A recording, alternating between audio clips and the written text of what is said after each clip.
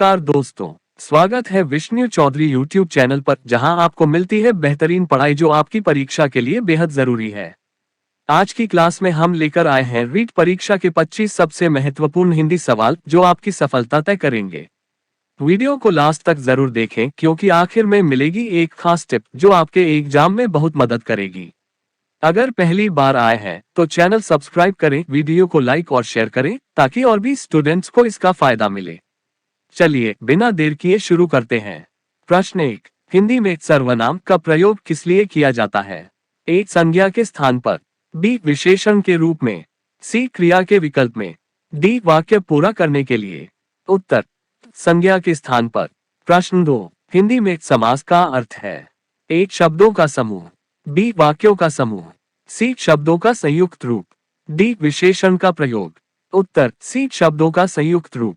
प्रश्न 3, निम्न में से कौन सा शब्द सर्वनाम नहीं है? ए, मैं, बी, तुम, सी, यह, डी, सुंदर। उत्तर, डी, सुंदर। प्रश्न 4, हिंदी में लिंग के कितने प्रकार होते हैं? ए, 1, बी, 2, सी, 3, डी, 4। उत्तर, बी, 2। पुल्लिंग और स्त्रीलिंग। प्रश्न 5, हिंदी में काल का अर्थ है? ए, समय, बी, स्थान, सी, व्यक्ति, डी, क्रिया। उत्तर, समय। प्रश्न 6, हिंदी व्याकरण में क्रिया क्या होती है? ए, संज्ञा का पर्याय, बी, किसी कार्य या अवस्था का बोध कराने वाला शब्द, सी, व्यक्ति का नाम, डी, समय का बोध कराने वाला शब्द। उत्तर, बी, किसी कार्य या अवस्था का बोध कराने वाला शब्द। प्रश्न 7, हिंदी में अव्यय शब्द का अर्थ है? ए, बदलता रहता शब्द, बी, अपरिवर्तनीय शब्द, सी, क्रिया विशेषण, डी, समास। उत्तर, बी, अपरिवर्तनीय शब्द। प्रश्न 8, हिंदी में समास के कितने प्रकार माने जाते हैं? ए, 3, बी, 4, सी, 5, डी, 6। उत्तर, सी, 5। तत्पुरुष, द्वंद्व, बहुव्रीहि, कर्मधारय, अव्ययी भाव। प्रश्न 9, हिंदी में संधि का प्रयोग किसके लिए किया जाता है? ए, शब्दों के बीच मेल बैठाने के लिए, बी, वाक्यों के बीच संबंध दिखाने के लिए, सी, वाक्यों को जोड़ने के लिए, डी, किसी शब्द को विशेषण बनाने के लिए। उत्तर, शब्दों के बीच मेल बैठाने के लिए। प्रश्न 10, हिंदी में विभक्ति का प्रयोग किसके लिए किया जाता है?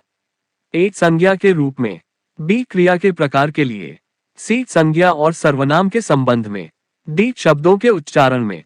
उत्तर, सी, संज्ञा और सर्वनाम के संबंध में।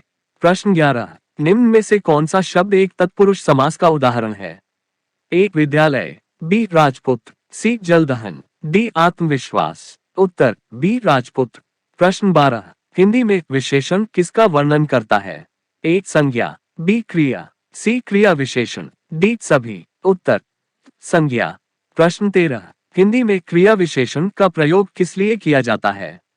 ए, क्रिया का विवरण देने के लिए, बी, संज्ञा का विस्तार करने के लिए, सी, क्रिया को संज्ञा में बदलने के लिए, डी, क्रिया के समय का पता लगाने के लिए। उत्तर, क्रिया का विवरण देने के लिए। प्रश्न 14, हिंदी में उपसर्ग शब्द में किसका जोड़ होता है? ए, मुख्य शब्द के अंत में, बी, मुख्य शब्द के बीच में, सी, मुख्य शब्द के प्रारंभ में, डी, मुख्य शब्द के ऊपर। उत्तर, सी, मुख्य शब्द के प्रारंभ में। प्रश्न 15, हिंदी में प्रत्यय कहाँ जोड़ा जाता है? ए, शब्द के आरंभ में, बी, शब्द के अंत में, सी, शब्द के बीच में, डी, शब्द के ऊपर। उत्तर, बी, शब्द के अंत में। प्रश्न 16, हिंदी में अव्ययी भाव किस प्रकार के समास में आता है?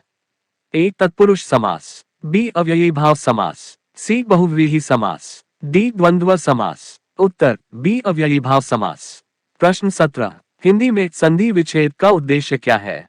ए, शब्दों को जोड़ना, बी, शब्दों को विभाजित करना, सी, शब्दों का अर्थ समझना, डी, वाक्य का अर्थ निकालना।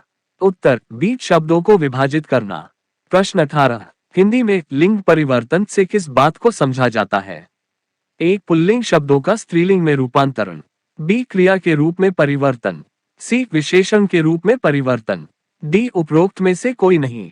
उत्तर, पुल्लिंग शब्दों का स्त्रीलिंग में रूपांतरण। प्रश्न 19, हिंदी में वचन किसका निर्धारण करता है? ए, काल, बी, संख्या, सी, लिंग, डी, अर्थ। उत्तर, बी, संख्या। प्रश्न 20, हिंदी में संज्ञा के प्रकारों में आमतौर पर कितने प्रकार शामिल माने जाते हैं? ए, 1, बी, 2, सी, 3, डी, 4। उत्तर, सी, 3। व्यक्तिवाचक, जातिवाचक और भाववाचक। प्रश्न 21, हिंदी में अलंकार का क्या अर्थ है? ए सजावट, बी कविता में सौंदर्य बढ़ाने वाला शब्द या विचार, सी केवल गद्य में प्रयोग होने वाला शब्द, डी केवल नाटक में प्रयोग होने वाला शब्द। उत्तर बी कविता में सौंदर्य बढ़ाने वाला शब्द या विचार। प्रश्न 22, हिंदी साहित्य के प्रसिद्ध कवि तुलसीदास की रचना कौन सी है? ए रामचरितमानस, बी मेघदूत, सी गीतांजलि, डी पंचतंत्र। उत्तर रामचरितमानस। प्रश्न 23, हिंदी के किस लेखक ने गुनाहों का देवता लिखा? ए मुंशी प्रेमचंद, बी धर्मवीर भारती, सी रविंद्रनाथ ठाकुर, डी हरिवंश राय बच्चन। उत्तर बी धर्मवीर भारती। प्रश्न 24, हिंदी में मात्रा का क्या महत्व है? ए ध्वनि के उच्चारण में सहायक, बी केवल लेखन में प्रयोग होती है, सी शब्दों के अर्थ को नहीं बदलती, डी वाक्य के अर्थ को प्रभावित नहीं करती। उत्तर ध्वनि के उच्चारण में सहायक। प्रश्न 25, हिंदी में छंद का प्रयोग किस लिए किया जाता है?